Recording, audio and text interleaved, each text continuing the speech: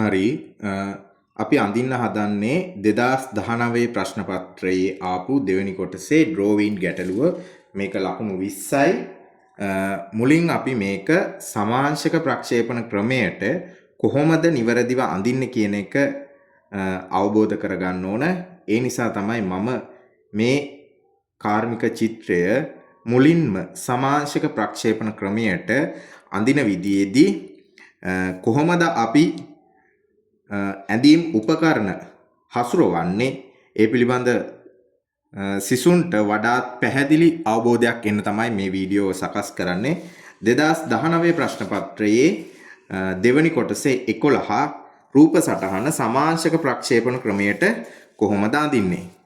ඔයාලගේ තියෙන A4 sheet එක සාමාන්‍යයෙන් අපි මේ රූප සටහන හරි මැදට වෙන්න අඳින්න පුරුදු වෙමු. අපි මුලින් කරන්නේ කාර්මික චිත්‍ර පිළිබඳ අවබෝධයක් ගන්න. කොහොමද මේ කාර්මික චිත්‍ර පේපර් වල දීලා තියෙන්නේ, ඒ රූප සටහන ඇඳලා තියෙන්නේ කොහොමද කියන එක අවබෝධයක් තියෙන්න ඕන. අපි ඉස්සරහට යද්දී ඉදිරි පෙනුම පැති පෙනුම සැලැස්ම අඳින්න යද්දී මුලින් මොකද අපි කරන්නේ? තිරස් රේඛාවක් ගහ ගන්නවා. ඒක අපි ගහගන්නේ 2H පැන්සලෙන්, ඒ කියන්නේ පෙනෙන නොපෙනෙන ගානට. ඒ වගේම කොලේ හරි මැදට වෙන්න අර තිරස් රේඛාව කැපිලා යන්න සිරස් රේඛාවක් ගහනවා. ඊට පස්සේ ඒ රේඛාවන් දෙක ඡේදනය වන තැන කෝණමානය තියලා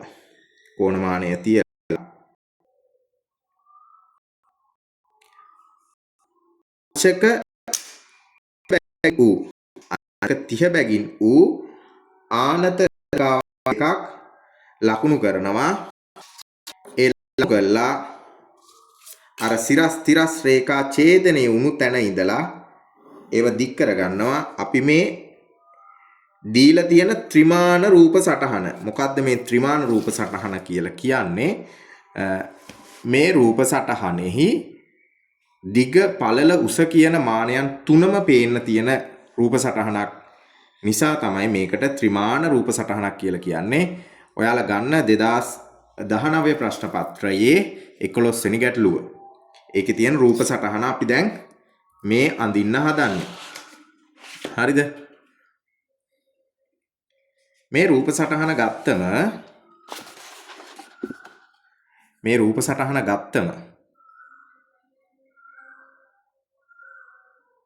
මේකේ අපි ඇඳීම් ආරම්භ කරන්නේ මෙන්න මේ මුල්ල. මේ මුල්ලෙන් තමයි ඔය සිරස් තිරස් ඊට පස්සේ අංශක 30 බැගින් වූ ආනත රේඛාවන් වල පාද පිහිටුවල තියෙන්නේ. එහෙනම් මුලින්ම අපි මෙන්න මේ පාදය අඳිනවා. මේ 60 මේ සියලු මිනුම් මිලිමීටර වලින් දීලා තියෙන්නේ. මිලිමීටර වලින් දීලා තියෙන්නේ. මිලිමීටර 60 පාදය ඇඳ ගන්න. කොහොමද? අඩි රූලට මිලිමීටර 60ක්. මේක ටිකක් පේන්න ගහනවා. මේ පේන්න ගහන රේඛා වලට මම ක්ලාස් එකේදීත් කිව්වා මේවට කියනවා පෙනෙන ධාරයන් දක්වන්න අඳින, නැත්තම් දෘශ්‍යමාන ධාර රේඛා, නැත්තම් ඝන අඛණ්ඩ රේඛා.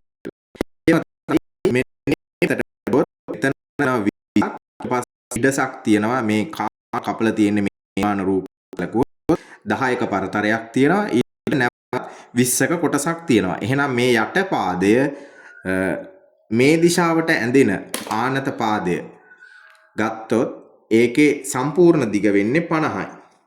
අපි මේ 50 අඳිනවා. මිලිමීටර් 50. හරිද? ඒ 50ම ඉස්සෙල්ලා 2H එකෙන් ඇඳනම් වඩාත් සුදුසුයි. මොකද ඇඳෙන්නේ එකේ අපිට පේන්න ඇඳෙන්නේ 20යි, 20ක කොටසක්, ඊට පස්සේ 10ක හිඩසක්, 10ක හිඩසක් සහ නැවතත් 20ක කොටසක්. ඊට පස්සේ අපිට පේනවා මෙන්න මේ උස. ඒ උස මිලිමීටර් 25යි. මේක මේ රූප සටහන මේ පිළිබඳව ගත්තොත් මේ රූප සටහන සමමිතික රූප සටහනක්. ඒ නිසා මේ පැත්තේ උස මිලිමීටර් 25යි. එහෙනම් මේ උසත් මිලිමීටර් 25ක් වෙන්න ඕන. අපි අඳිනවා මිලිමීටර් 25.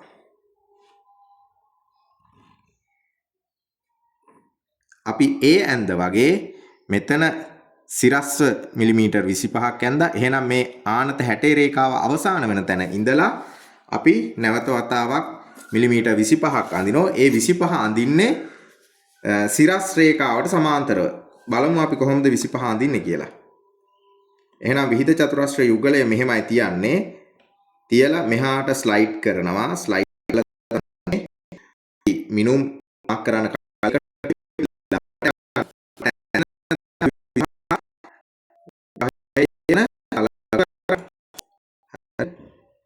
ඔන්න 25. ඒ වගේම අපිට මෙන්න 50 ධාරයේ කෙලවර මේ 25. මෙතන තියෙන මේ 25 අඳින්න පුළුවන්. ඒක අඳින්නේ අපි මේ සිරසට සමාන්තරව තමයි 50 රේඛාවේ අවසානයෙන් එන්නේ 25. 25 මාක් කරන දැන් සිරස් රේඛා කණ්ඩ 2h වලින් ගහගත්තා. ඊට පස්සේ අපිට අවශ්‍ය ප්‍රමාණය නුමට ඒක නිවැරදිව අඳිනවා. ඔන්න ඇඳ 25. දැන් 25 කොටස් 3ක් සම්පූර්ණ වෙලා ඉවරයි. ඊට පස්සේ අපිට අඳින්න තියෙනවා මිලිමීටර් 10 බැගින් යන මෙන්න මේ කාණුවේ මෙන්න මේ දොර කොටස. අද අඳින්නේ එතන මිලිමීටර් 10යි. මෙතන ඉඳලා මෙතෙන්ට මිලිමීටර් 10යි. ඒවා ඇඳෙන්නේ සිරස සමාන්තරව. පියන්දා මෙතන මිලිමීටර් 10යි. ඒ වගේම මෙතන මිලිමීටර් 10යි. නිවැරදි ගන්නවා. මෙතන ඉඳලා මිලිමීටර් 10ක් ඇඳා ඊට පස්සේ නැවත වතාවක් ඉඳලා මිලිමීටර් 10ක් ඇඳා. ඊට පස්සේ යා කරනවා. හරිද? ඊට පස්සේ දැන් අපිට මේ ඉහළ කොටස් ටික නිර්මාණය කරන්න තියෙන්නේ. මේක සමමිතික රූපයක් අපිට වැදගත් වෙනවා මෙතෙන්දී. සමමිතික බව පෙන්වන්න අපි භාවිතා කරන සමමිතික බව පෙන්වන්න භාවිතා කරන රේඛා වර්ගය. දැන් මෙතන ඉඳලා මෙතෙන්ට පාදය සම්පූර්ණ 60යි. එහෙනම් ඒකෙන් භාගය අපි 30 තැන පොඩි මාක් එකක් දා ගන්නවා. එතකොට මේ 30 ඉඳලා අපි ඉහළට සිරස් රේඛාවක් ගහ ගන්නවා. ඒක අපි අඳින 2h පැන්සල් ලාවට අපි ඊට පස්සේ ඒකට නිවැරදි සම්මිතික රේඛා භාවිතා කරන අඳින්න භාවිතා කරන රේඛා වර්ගය දාමු. මෙන්න ඉඳලා මෙන්න මේ යට ධාරයේ ඉඳලා මේ සිරස් උස මේ රූප සටහනේ 3D රූප සටහනේ ඉහළ මතු තියෙන සම්පූර්ණ උස වෙන්නේ මෙතෙන් බැලුවොත් මේ මිලිමීටර් 50. මේ මිලිමීටර් 50. එහෙනම් අපි මේ සිරස් උස මිලිමීටර් 50ක් ලකුණු ගන්නවා. ඔන්න 50. මෙන්න මෙතෙන්ට තමයි 50 තියෙන්නේ. හරිද? මෙතන පරතරයේ තියෙනවා 10යි. මේ පරතරයේ 10යි. එහෙනම් මේ 10යි. එහෙනම් මේ අපි 50න් යන තැන ඉඳලා 10ක් අඳින්න ඕන. ඒ 10 ඇඳෙන්නේ පහලින් මේ ආනත රේඛාවට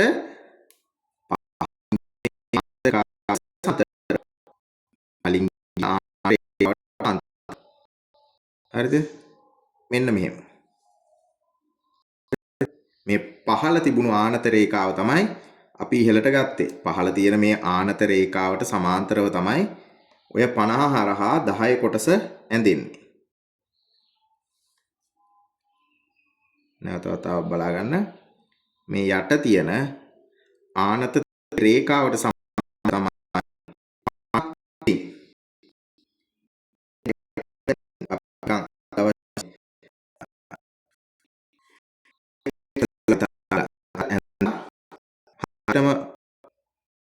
සමමිතික රේඛාවෙන් අර 50 ලකුණු කර තැන අපි පොයින්ට් එකක් විදියට අරගෙන දෙපැත්තට 5 දාලා 10 ඉරි කොටස ඇඳ ගන්නවා. මේ අපි ආවට ගැහුවේ සමමිතික රේඛාව. හරිද? ඒකෙන් දෙපැත්තට 10 10 එන්න මිලිමීටර් 10 10 බැගින් එන්න අපි ඇඳලා මේ 10 ආව තැන මේ යට කොටස දෙක යා කරනවා. හරි. දැන් අපිට යම් කොටසක් රූප සටහනේ සම්පූර්ණයි. අපිට දැන් අඳින්න තියෙන්නේ මෙන්න මේ රූප සටහනේ මෙන්න මේ තුඩ. ඒ තුඩට උස පහළ මේ දාරයට මේ ඉහළට උස යට දාරෙන්ට උස මිලිමීටර් 50යි. කොහොමද අපි ඒක අඳින්නේ? මේ 50 රේඛාව අපි ඉස්සෙල්ලා 2h පැනල් භාවිතා කරලා අඳිනවා. ඒ සමග ඒ කියන්නේ භාගයේ 25යි. 25න් යන රේඛාව. ඔය දොරේ හරි මැදින් යන රේඛාව. ඒක අඳින්නේ මේ සිරසට සමාන්තරව. හරිද? එතකොට අපි ඉහළට ගෙනිච්ච රේඛාව මේ ත්‍රිකෝණ ගහන රේඛාව ඒකේ උස වෙන්නේ මේ මෙතන තියෙන උස. මේ යට දාරේ ඉඳලා මෙතෙන්ට තියෙන උස මිලිමීටර් 50යි. අපි එහෙනම් අපේ චතුරස්‍රය ආධාරයේ භාවිතයෙන් හරි මීටර් 50 ලකුණු කරගන්න. මෙන්න මෙතෙන්ට එන්න. ඊට පස්සේ අපි ඒ කෙලවරවල් දෙක යා කරලා මේ දාරය සහ මේ දාරය ලකුණු කරනවා. දැන් අපිට රූප සටහන ක්‍රමානුකූලව සම්පූර්ණ වෙනවා.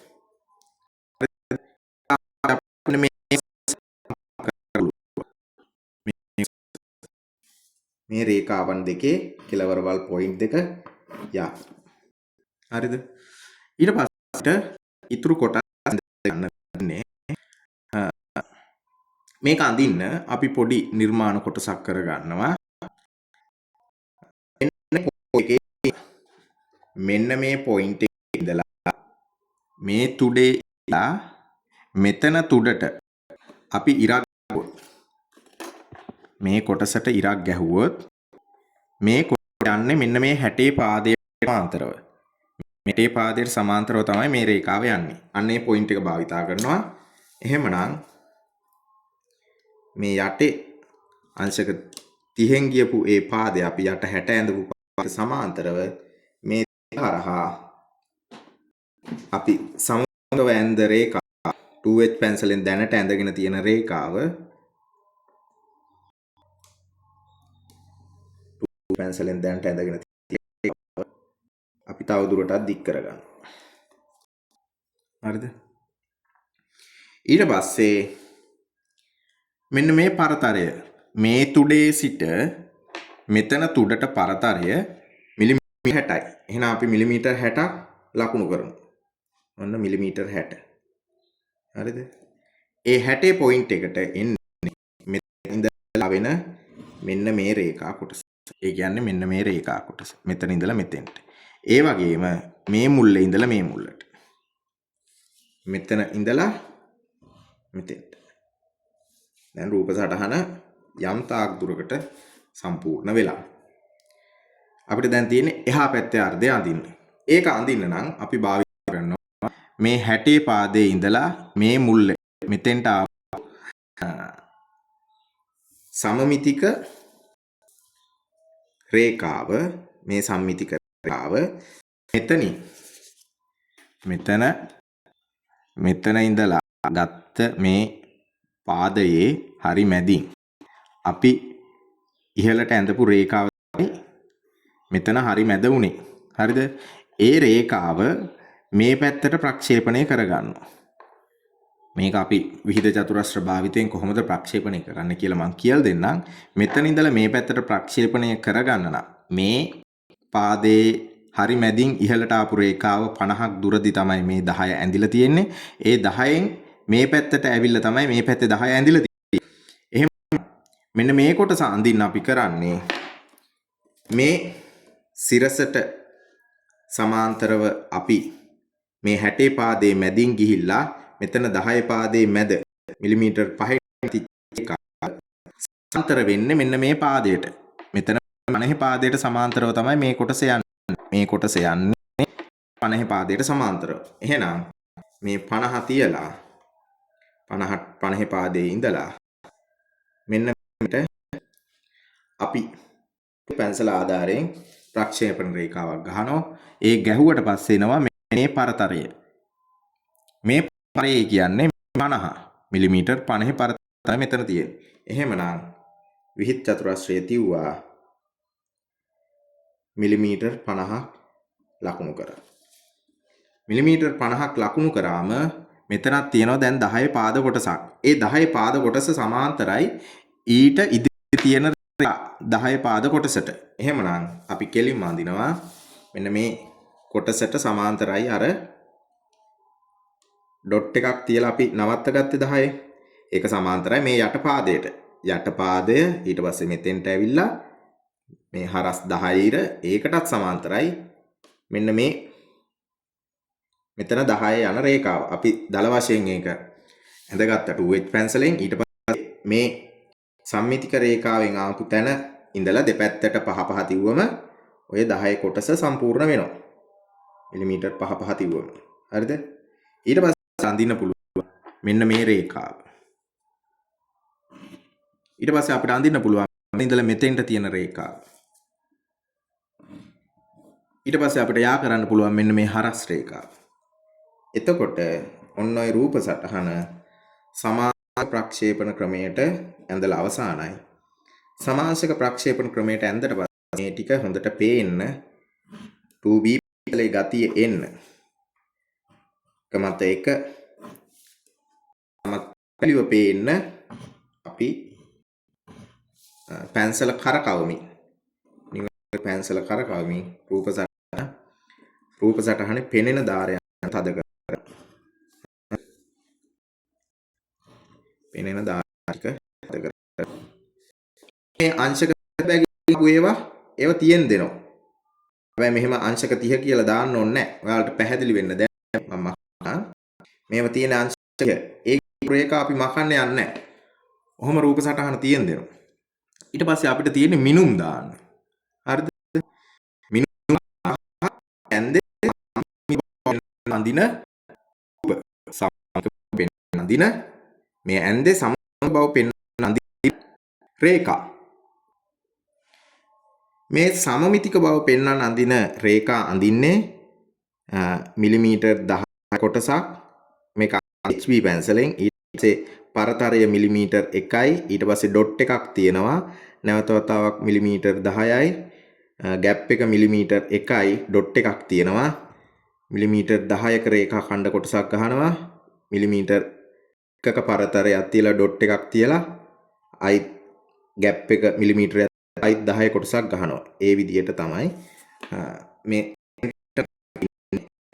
භාවිතා කරලා ඇත්තත් අපි 10යි ඩොට් එක 10යි ગેප් එක මිලිමීටර් 1යි ඩොට් එක ગેප් එකයි මිලිමීටර් 10ක රේඛාවක් බැග්. සෙන්ටර් ලයින් මිලිමීටර් 10ක් ගැහුවා ગેප් එක මිලිමීටරයක් තියුවා එකක් තියුවා අයිත් මිලිමීටර් 10ක් ගැහුවා. මිලිමීටර් 10ක් ගැහුවා ગેප් එක මිලිමීටරයක් තියුවා ඩොට් එකක් තියුවා අයිත් මිලිමීටර් 10ක් ගැහුවා. ඒ විදිහට මෙන්න මේ ලයින් ටික ඇඳ ගන්න.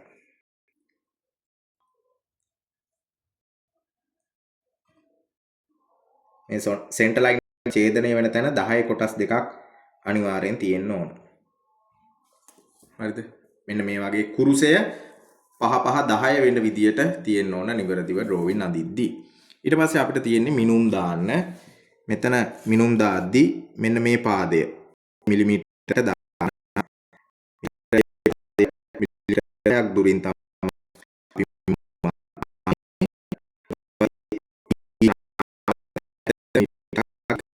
මේ වෙයි. හරිද? ඊට පස්සේ මිලිමීටර් 10 එකේ මිලිමීටර් 10 වෙනවා. එහෙමනම් මේ ඔය පෙනෙන දාට මේ පෙනෙන මිලිමීටර් 10ක් ඈතින් හිස්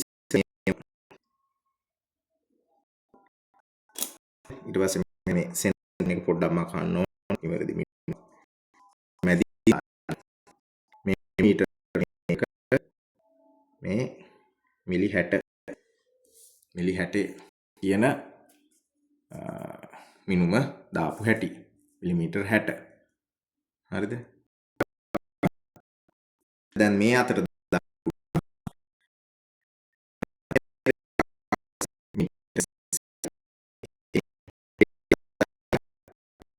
පැත්තේදී තමයි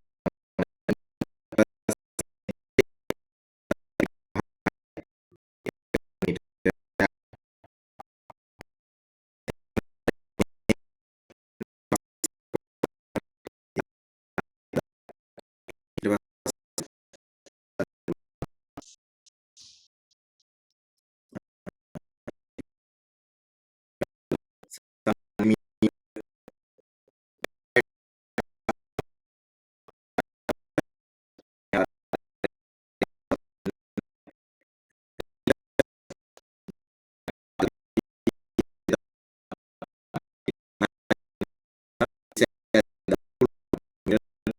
එතකොට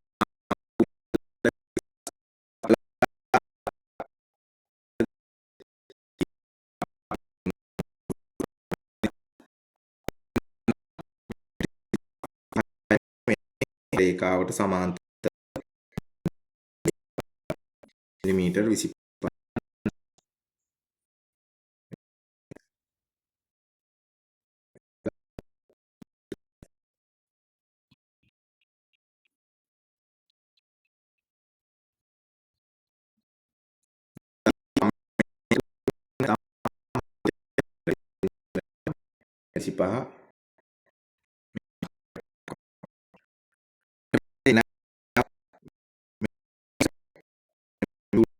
today ඉඳලා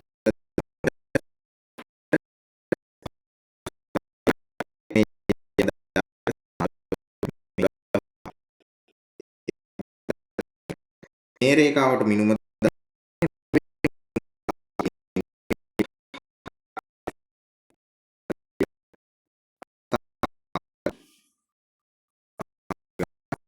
දැසට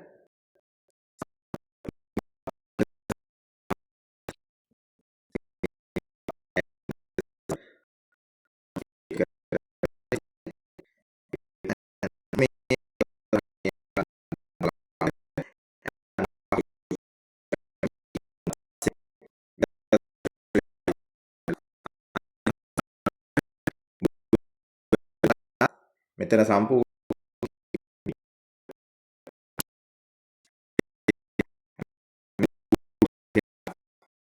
අපි ඒක මේ රේඛාව 25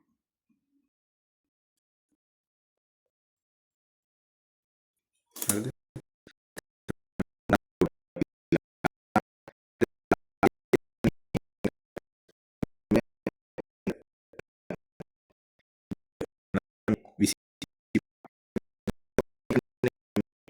අංශ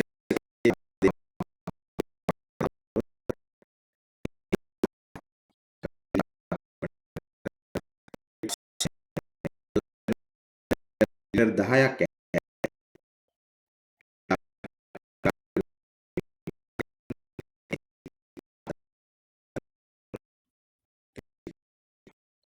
අපිට නැවත වතාවක්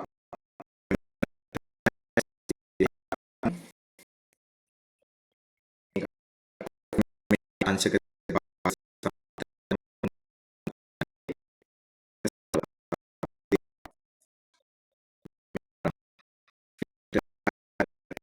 විදියට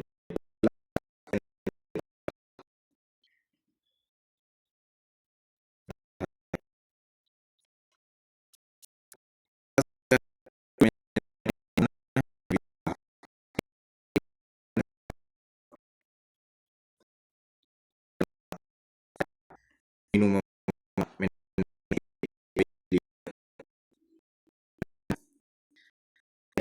එළියට පැනෙන රේඛාවෙන්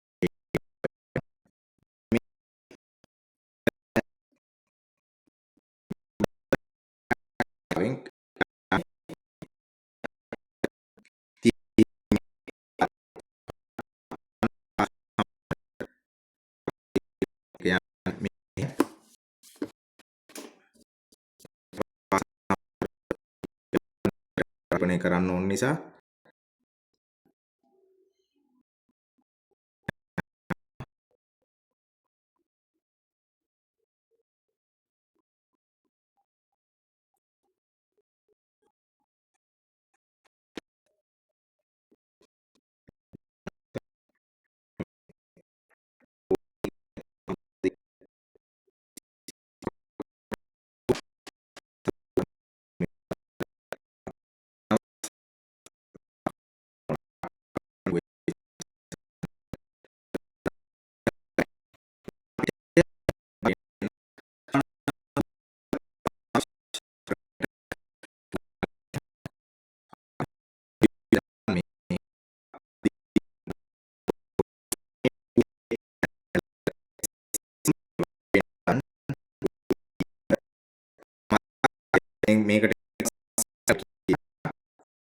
සෙන්ටර් ලයින් එක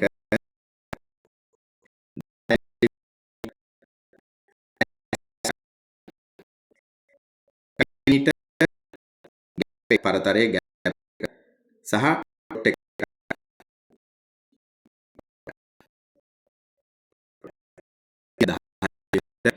එක 1 මිලිමීටර් ගැප් එක මිලිමීටර් 6 මිලිමීටර් දිය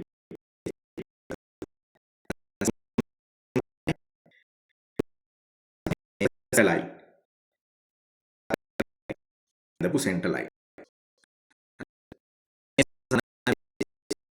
මේකේ සැඟි දාර තියෙනවා රූප සටහන් ඇන්දම තමයි ඔයාලට